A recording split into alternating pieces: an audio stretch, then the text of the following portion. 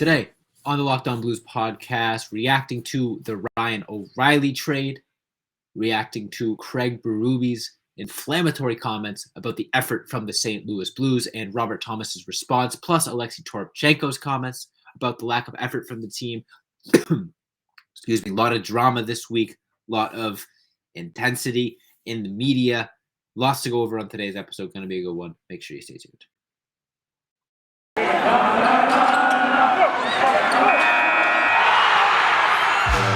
You're Locked On Blues, your daily podcast on the St. Louis Blues.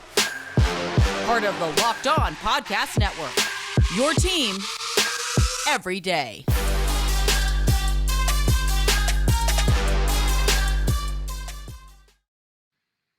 Ladies and gentlemen, welcome back to the Locked On Blues podcast, part of the Locked On Podcast Network, your team every day. I'm your host, as always, Josh Hyman. If this is your first time tuning into the show, you don't know who I am. I've been covering the Blues, for about 5 years, whether it be Twitter, writing articles, or this podcast, which I've been doing for a couple of years. You can find me on Twitter at Josh Hyman NHL. You can find the show on Twitter and Instagram at Locked On Blues.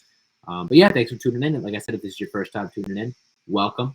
Appreciate you. Free and available on all podcast platforms and YouTube as well. If you're a returning listener, thanks for coming back. Thanks for making Locked On Blues part of your daily routine. Before I jump into today's episode, I want to let you know that this episode is brought to you by FanDuel Sportsbook, which is the official sportsbook of Locked On.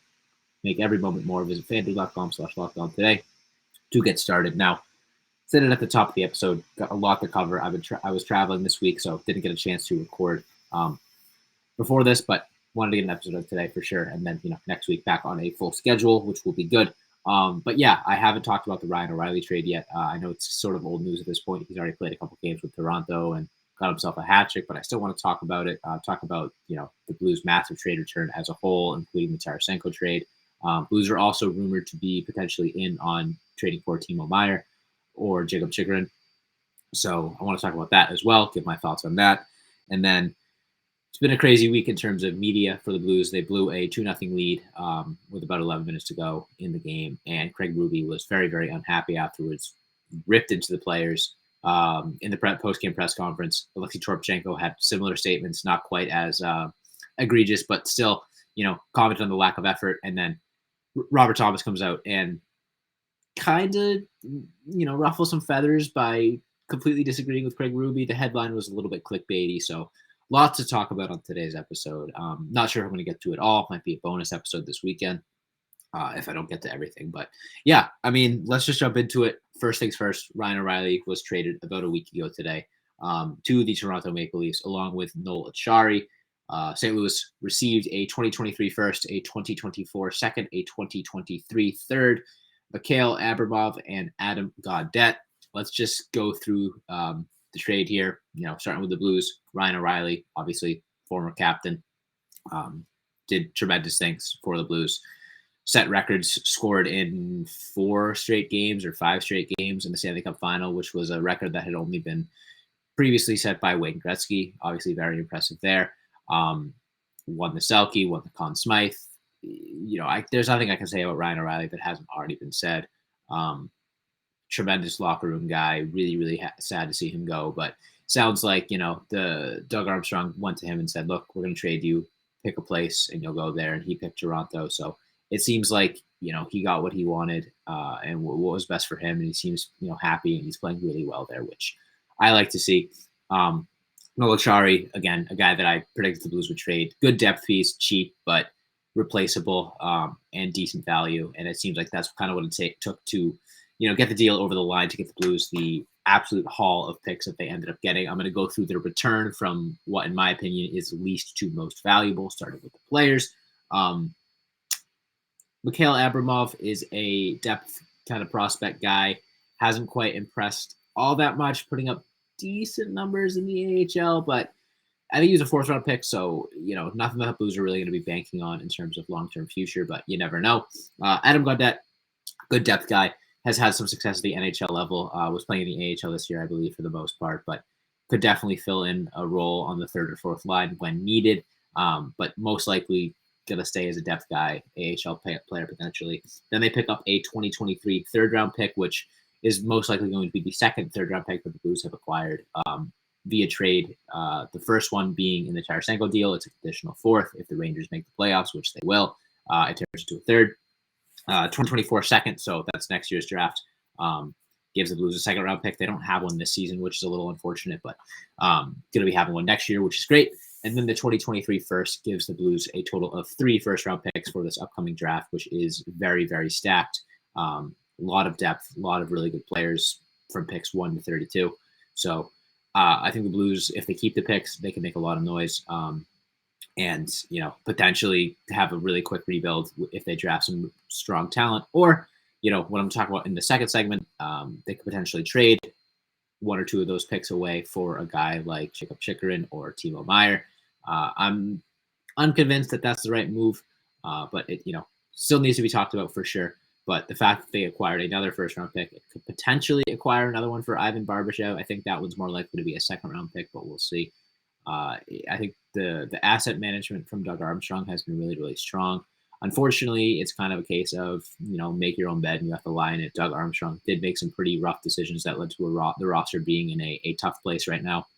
And he's kind of paying the price there with this uncompetitive roster and a defensive core that is very difficult to move and is locked up for long term. So we'll see how that plays out. There are rumors of potentially trading away Colton Parayko or even Torrey Krug. I don't know if that's going to materialize just with the no trade clauses and the big contracts, and especially Colton Parayko, being signed for another 8 years. I'm not sure that's something that's going to happen by the trade deadline, but, crazier things have happened. I mean, Ryan O'Reilly got traded in the middle of the night, practically as did Vladimir Tarasenko. So you never know. Speaking of Vladimir Tarasenko, you might be asking yourself, Josh, he's not on the team anymore. Why is his jersey still behind you? He was my favorite player on the Blues. I'm going to keep it up, at least for till it feels like I should, I'll at least turn the jersey around at some point, but I'm not ready to take it down yet. I'm still in denial. But yeah, it's the Blues have acquired a ton of assets in trading. So far, the Blues have sent out Ryan O'Reilly, Vladimir Tarasenko, Noel Acciari, and Nico Mikkola. In return, they have gotten 2 first-round picks, 1 second-round pick, 1 likely 2 third-round picks, a 4th-round pick, Sammy Blais, Adam Gaudette, Mikhail Abramov, and another prospect whose name I can't remember at the moment. Spectacular haul. That's the way to do a rebuild. That's the way to do a retool. I think that, Doug Armstrong has done everything he can to make the most out of a very difficult situation this season. But, that being said, I don't think the work is done. I think there are more trades to be made. And in this upcoming second segment, I'm going to be talking about whether or not I think the Blues should trade away some of their picks for a guy like Timo Meier or Jakob Chychrun. But before I get into that, I want to tell you guys about today's sponsor, and that is Built Bar. Are you looking for a delicious treat, but you don't want all the fat and calories? You got to check out Built Bars. What makes Built Bars so good? Well, for starters, they are covered in 100% real chocolate, real delicious chocolate. That's right. They come in unbelievable flavors like churro, peanut butter brownie, which is my favorite, coconut almond. I'm honestly not sure how Built does it. Every time I taste one, it's like a miracle that it's a protein bar and it's good for you. It tastes just like a candy bar. You don't have to wait around to get a box online anymore. They now have them at Walmart and Sam's Club. But if you'd rather just wait online, if you're not near Walmart or a Sam's Club, you can still go to Built.com. As always, get yourself a pack of Built Bars. They're delicious. I wouldn't recommend them if I didn't like them. Seriously, go ahead and try them if you haven't yet, especially now that they're easier to get. But yeah, check them out. Built.com, Walmart, Sam's Club. Don't miss out any longer. And we'll be right back with the second half of today's episode.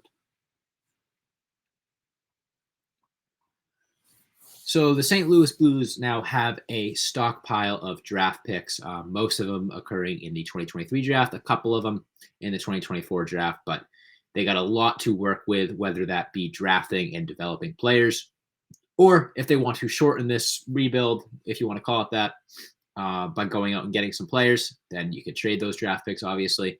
Doug Armstrong has previously said that the only way he would trade for players is if they were guys that are like 25 or 26 with a lot of team control.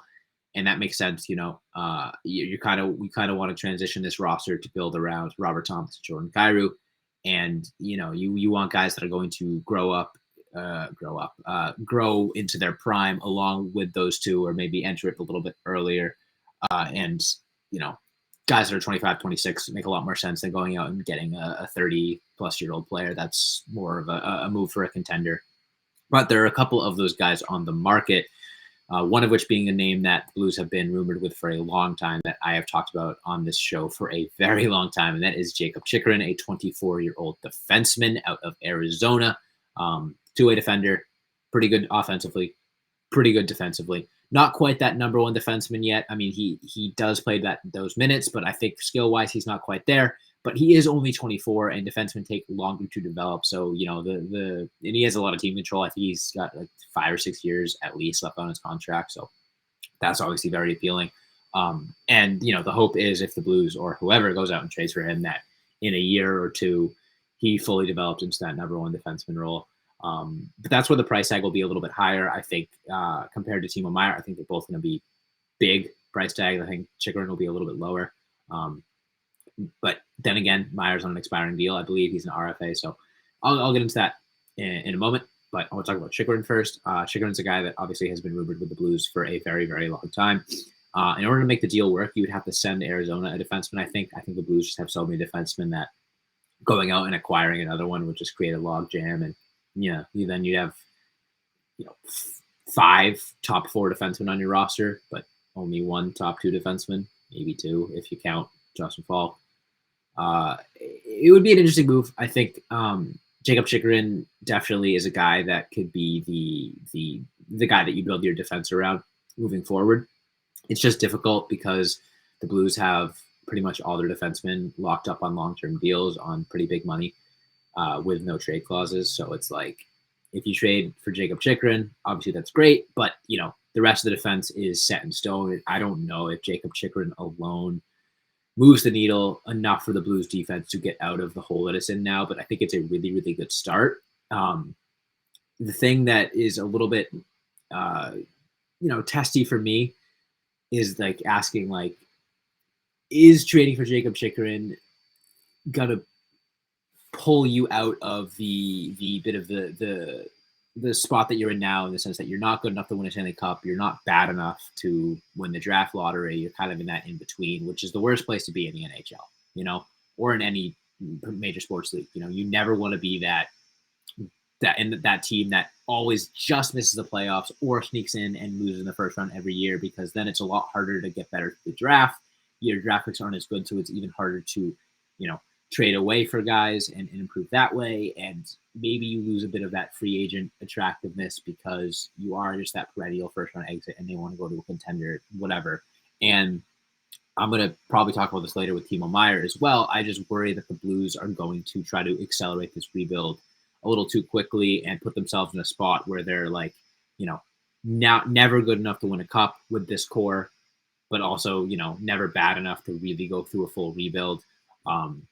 I trust Doug Armstrong with that. I mean, there's a reason the Blues have been so competitive over the last decade, and the roster has kind of changed over here and there. But still, I think it's an interesting conversation to be had. I think Chychrun would be a great player and would be a great addition for the Blues. I don't know if I would rather keep the draft picks. And, there's that whole thing. There's the whole joke, like the Family Guy bit. Would you rather have this boat or what's in the mystery box? And Peter Griffin goes, there could be anything in this mystery box, even a boat. It's like, do you want to keep the first round pick? It could be anything, even Jakob Chychrun, or, trade it for Jakob Chychrun. Chychrun being 24, I think is really appealing in the sense that it definitely does accelerate the rebuild. And, you got him locked up for a couple of years. I would definitely welcome a Jakob Chychrun trade depending on the asking price. What I don't want to see is the Blues sort of revert everything they've done. Like, I wouldn't want to see them trade a majority of the picks that they brought in, because then it's like you essentially traded Ryan O'Reilly and Vladimir Tarasenko for one of Jakob Chychrun or Timo Meier, which I think is a losing trade. But I don't think they'll do that. I think if anything, they would give up one of their first round picks. I can't see them giving up both, at least at the deadline, but I could be wrong. And Timo Meier, on the other hand, is a spectacular winger, one of the best wingers in the league, one of the best forwards in the league.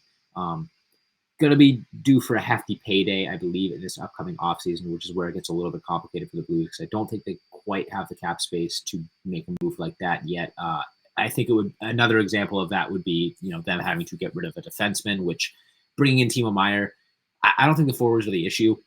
Obviously, now that you've traded Tarasenko and O'Reilly, the forward depth is looking very thin, but I think the defense is the real issue, and that is more of an addition by subtraction thing. I think if they can free up some cap space by trading away a Colton Parayko or a Torrey Krug, that would make a lot of sense, or Marco Scandella. But the thing is, I don't know if those guys would be attractive enough to fetch you Timo Meier. Like, I don't know if, Colton Parayko probably, but a guy like Marco Scandella, who you would probably just move for cap-related reasons to match salaries in a trade for Meier or Chikrin. I don't think Marco Scandella is a plus asset. I think you would have to attach draft picks to him to get a team to take him, and it's a tough spot for the Blues for sure.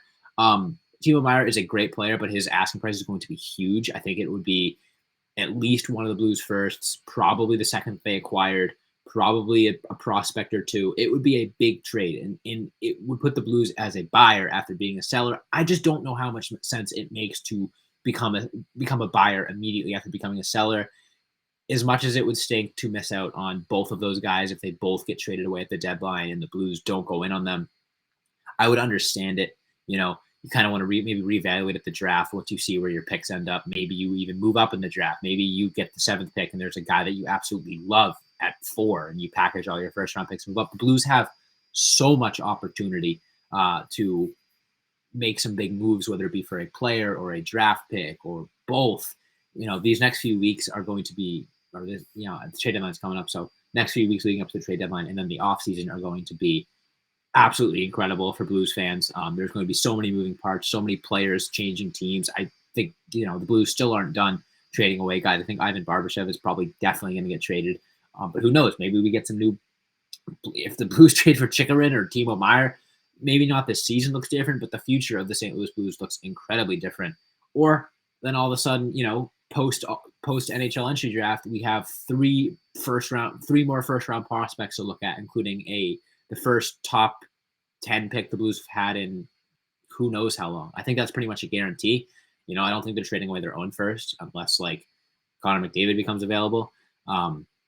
But there's a lot that could happen. A lot could change. That being said, though, I do want to talk about the present a little bit, talk about the comments made by Craig Berube and company regarding the team. So make sure you stay tuned for that, and we'll be right back to wrap up today's episode.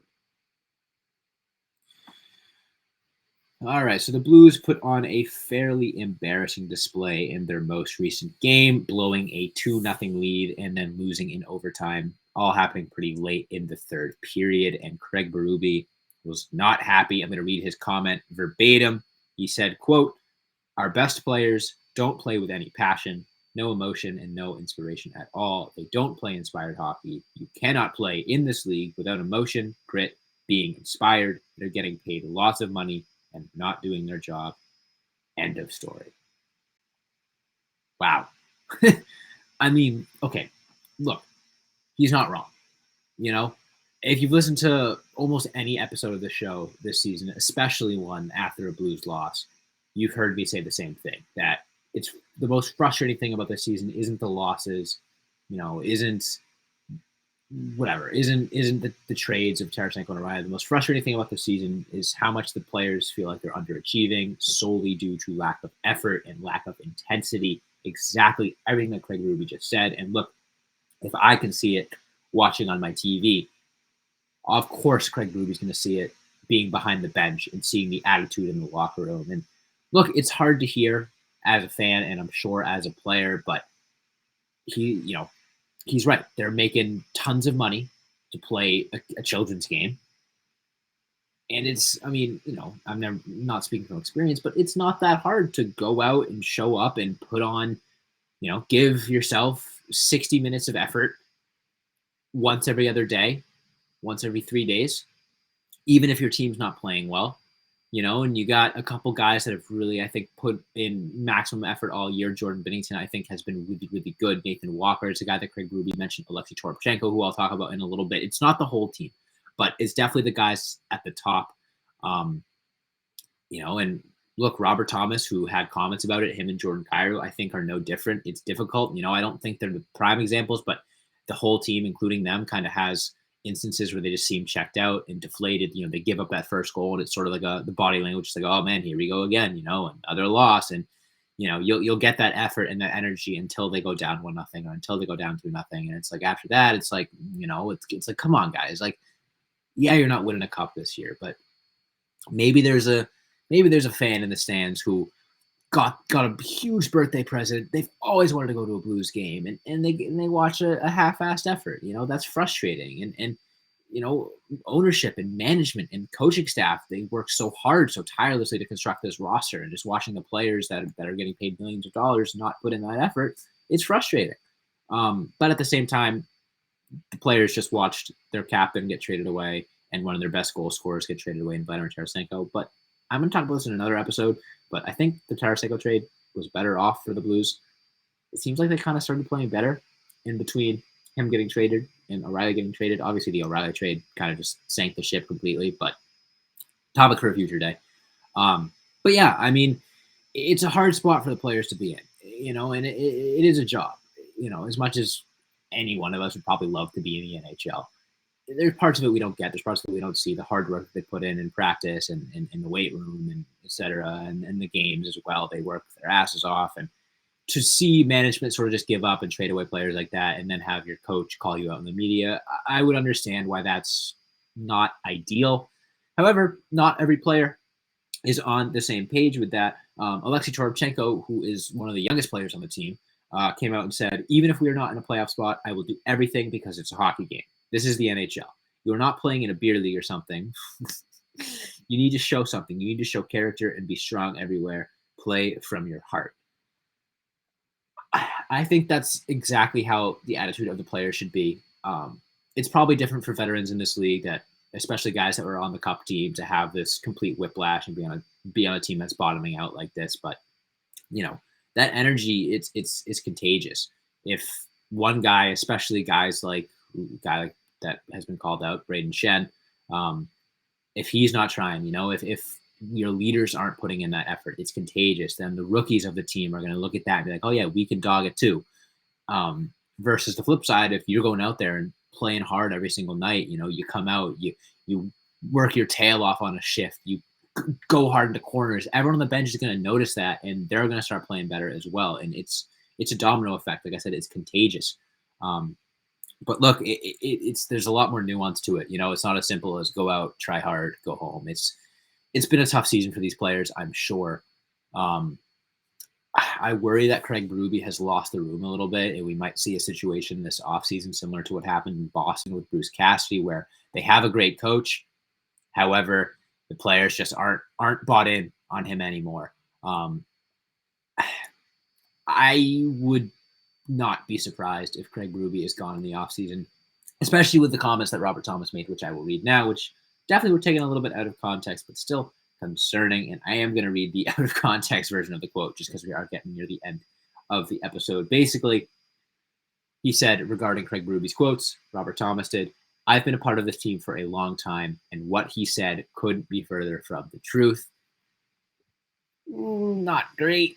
Not great to have your coach and your, franchise player completely contradicting one another in the media. However, he did go on to say, that he is putting in his best effort night in, night out, and that he has, a big role to fill, big shoes to fill, or skates to fill, if you will, especially with the departure of Ryan O'Reilly, that he's trying to lead by example, blah, blah, blah. So the quote wasn't quite as like, Craig Berube is criticizing us and I disagree. I hate him. He's a terrible coach and whatever. Like, a lot of people are taking it as that way, that, sort of like a Kyrie Irving-esque locker room drama. It's not quite that. It's more him sticking up for himself and his teammates and being what a good leader should. He's not going to go out there and be like, "Yep, Berube was right.